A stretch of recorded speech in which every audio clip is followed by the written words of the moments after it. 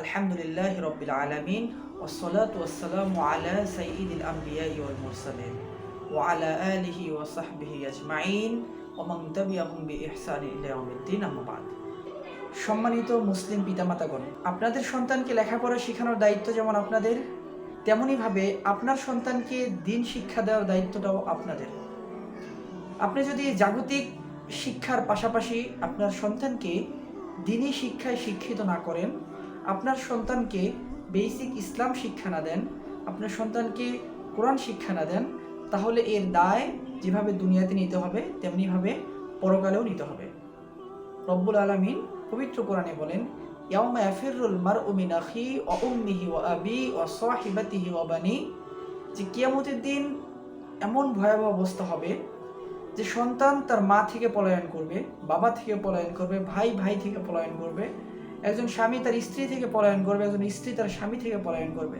এই যে একটা কঠিন পরিস্থিতি, এই মুহূর্তে অনেক সন্তানরা বলবে যে আমি তো জাহান্নামে যাচ্ছি, আমি জাহান্নামে যাওয়ার আগে আমি আমার পিতামাতাকে চাই, যাদের বুকের উপরে পা দিয়ে আমি জাহান্নামে যেতে চাই। কেন? কারণ তাকে প্রশ্ন করা হবে, কেন তুমি তোমার পিতামাতার বুকের উপর পাড়া দিয়ে জাহান্নামে যেতে চাও? তখন সেই সন্তান বলবে যে আমাকে তো তারা দ্বীন শিক্ষা দেয়নি, আমাকে তো তারা ইসলাম শিক্ষা দেয়নি। তারা যদি আমাকে ছোটবেলায় দ্বীন শিক্ষা দিত, ইসলাম শিক্ষা দিত, তাহলে আজকে আমার এই করুণ অবস্থা হতো না। এই তো হচ্ছে পরকালের অবস্থা। তো একজন মুসলিম বাবা মা হিসাবে আমাদের প্রত্যেকের দায়িত্ব আমাদের সন্তানদেরকে দ্বীনি শিক্ষায় শিক্ষিত করা এবং পবিত্র কোরআনুল কারীম তাকে শিক্ষা দেয়া, তাকে নামাজ শিক্ষা দেয়া, তাকে দোয়া কালাম শিক্ষা দেয়া, তাকে প্রয়োজনীয় মাসালা মাসাইল শিক্ষা দেয়া। একটা শিশুকে আমরা যখন শিক্ষা দেই, তখন একটা শিশুকে কিন্তু শিশুদের মতো করে বোঝাতে হয়। আমরা বড়রা যেভাবে বুঝি, একজন শিশু কিন্তু সেভাবে বুঝবে না। আমরা বড়রা যেভাবে শিখি, একজন শিশু কিন্তু সেভাবে শিখতে পারবে না।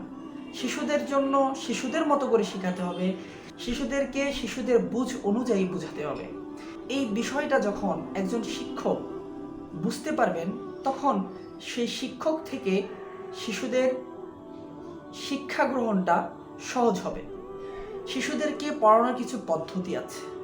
আমরা গতানুগতিকভাবে যেইভাবে পড়াই, শিশুদেরকে কিন্তু সেভাবে পড়ানো যাবে না। কিংবা প্রতিটা শিশুর বোধ শক্তি কিন্তু এক না, যার বোধ যতটুকু তাকে সেভাবেই বোঝাতে হবে।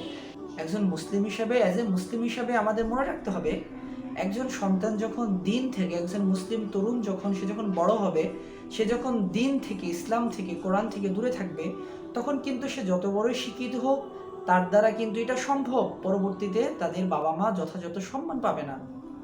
আমরা দেখছি অনেক সন্তান অনেক বড় বড় শিক্ষা অর্জন করে অনেক বড় বড় প্রফেশনে যায় এবং অনেক বড় বড় প্রফেশনে গিয়ে তারা লাইফ ক্রিয়েট করে, কিন্তু তাদের বাবা মা বৃদ্ধাশ্রমে থাকে।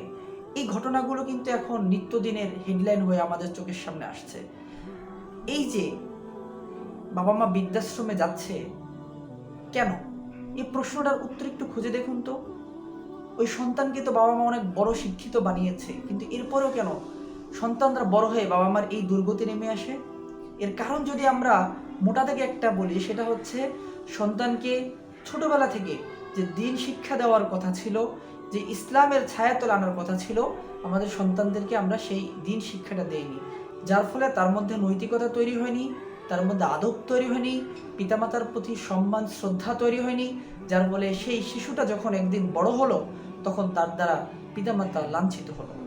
এজন্য একজন মুসলিম হিসাবে আমরা অবশ্যই আমাদের সন্তানকে যথাযথ দ্বীন শিক্ষার ব্যবস্থা করে দেব।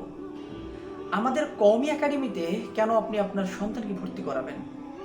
এর অন্যতম কারণ যদি আমি বলি, আপনার সময় অনুযায়ী যখন আপনার শিশুর সময় হবে, ঠিক সেই সময় আমাদের কওমি একাডেমিতে তার ক্লাস করার সুযোগ থাকবে, যেটা আপনি অন্য জায়গায় হয়তো বা পাবেন না।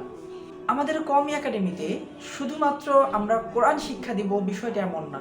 আমরা কোরআন শিক্ষার পাশাপাশি তাকে প্রয়োজনীয় দ্বীন শিক্ষা দিব, আমরা তাকে নামাজ শিক্ষা দিব, আমরা তাকে সিয়াম কিভাবে রাখতে হবে, সিয়ামের নিয়মকানুন কি, অর্থাৎ সিয়াম সম্পর্কে, রোজা সম্পর্কে বিস্তারিত শিক্ষা দিব।